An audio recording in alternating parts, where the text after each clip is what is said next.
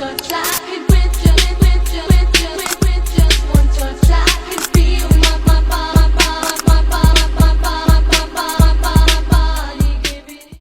A few moments later.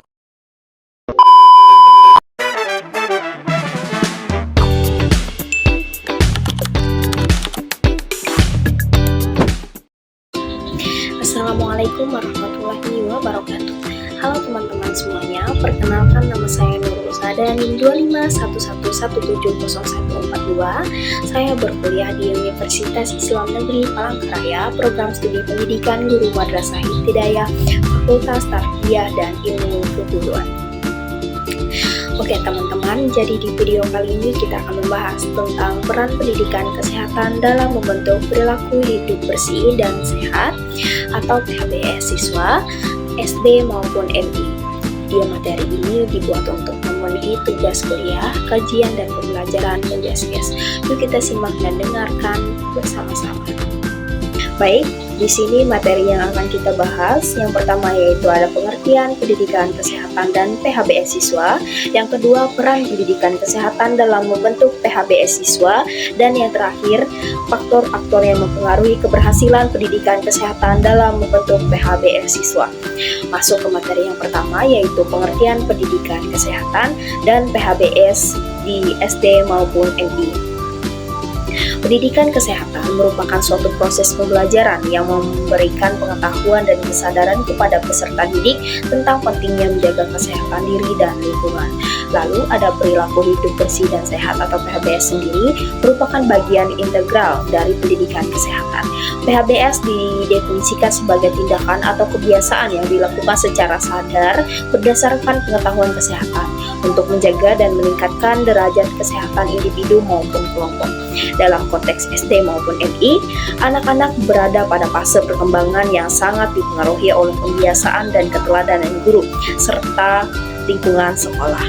Oleh karena itu, pendidikan kesehatan di SD maupun MI perlu dirancang dengan pendekatan yang sesuai dengan kemampuan kognitif dan sosial anak, serta dilakukan secara konsisten.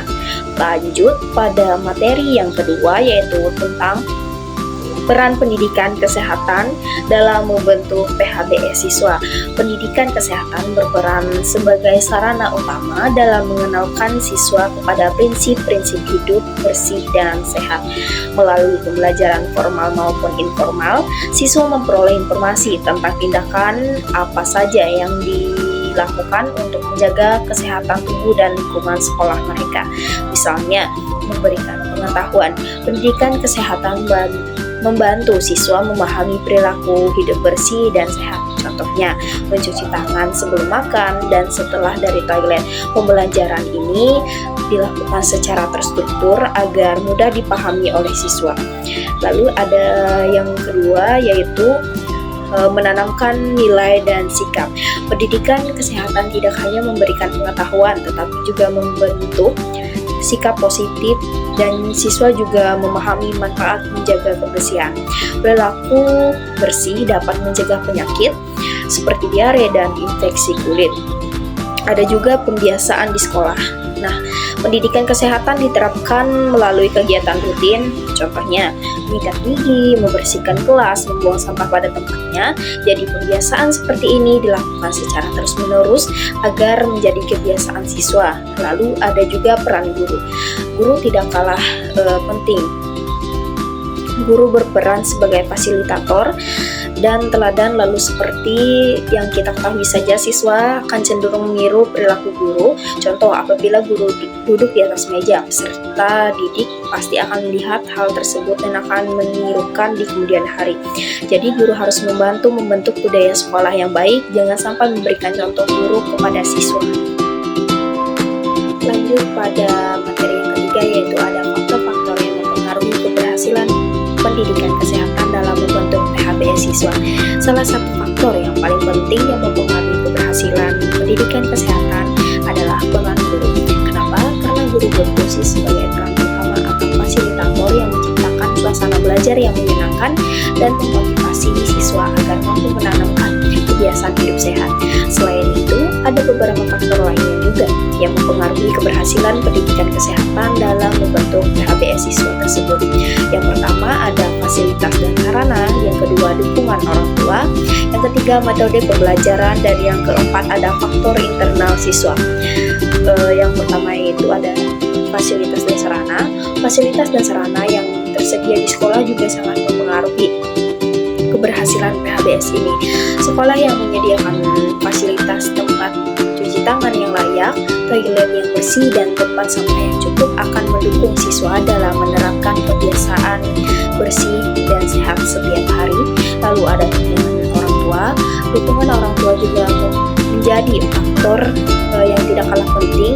Ketika orang tua turut mendukung kebiasaan hidup bersih dan sehat, siswa akan termotivasi untuk mempertahankan perilaku tersebut di luar lingkungan sekolah. Lalu ada metode pembelajaran. Metode pembelajaran yang digunakan juga mempengaruhi efektivitas pendidikan kesehatan. Penggunaan metode interaktif seperti praktik langsung, demonstrasi, serta media menarik seperti video atau permainan edukatif yang dapat meningkatkan minat dan pemahaman siswa terhadap materi PHBS ini. Lalu yang terakhir ada faktor internal siswa. Faktor internal siswa seperti motivasi dan kesadaran individu juga berperan penting.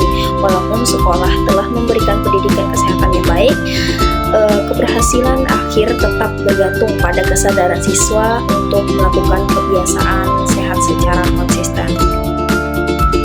Dan yang terakhir ada kesimpulan. Pendidikan kesehatan merupakan proses pembelajaran yang bertujuan untuk memberikan pengetahuan, pemahaman, serta kesadaran pada siswa mengenai pentingnya menjaga kesehatan diri dan lingkungan. Di tingkat sekolah dasar atau madrasah ibtidaiyah, pendidikan kesehatan menjadi bagian penting dalam membentuk kebiasaan hidup sehat sejak usia dini. Melalui pendidikan kesehatan, siswa tidak hanya memperoleh pengetahuan tentang kesehatan saja, tetapi juga diarahkan untuk menerapkan perilaku hidup bersih dan sehat atau PHBS dalam kehidupan sehari-hari, seperti menjaga kebersihan diri, mencuci tangan dengan benar, serta menjaga kebersihan lingkungan sekolah. Pendidikan kesehatan memiliki peran yang sangat penting dalam membentuk perilaku hidup bersih dan sehat pada siswa melalui kegiatan pembelajaran, pembiasaan, serta keteladanan dari guru. Siswa dapat memahami manfaat dari perilaku hidup sehat dan mulai menerapkan secara konsisten.